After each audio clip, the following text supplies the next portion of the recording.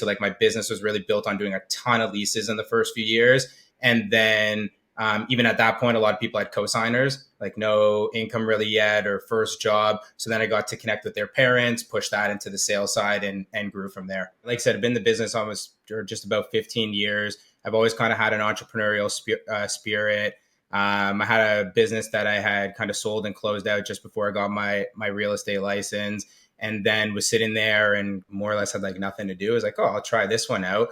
Got my real estate license, did my first transaction, which was actually a property that I bought with a buddy that we lived in, fell in love with the whole side of it, from the sales to the touring.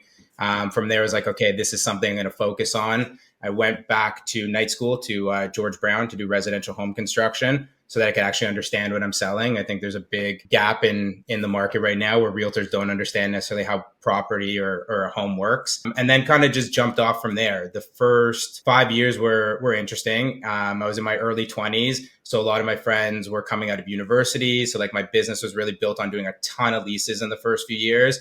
And then even at that point, a lot of people had cosigners, like no income really yet or first job. So then I got to connect with their parents, push that into the sales side and grew from there. Amazing. So obviously it was challenging getting into the business so young. What was the most difficult thing to overcome as someone in your early 20s trying to help people buy their most expensive possession or make their biggest purchase? What was the most challenging thing in getting people to trust that you were going to be able to give them the right advice to help them make the right decision? That's a great question. I mean, I think a lot of people, they say age, right? But it wasn't really my age. It was credibility.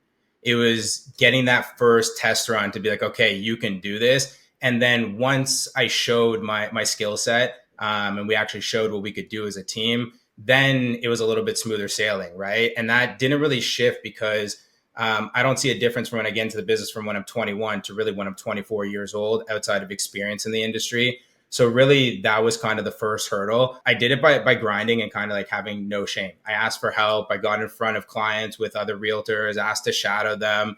The business was a little bit different or very different than it is now. So you didn't get all of the exposure through social media. You didn't have the opportunity to put yourself out to so many people in such a quick moment.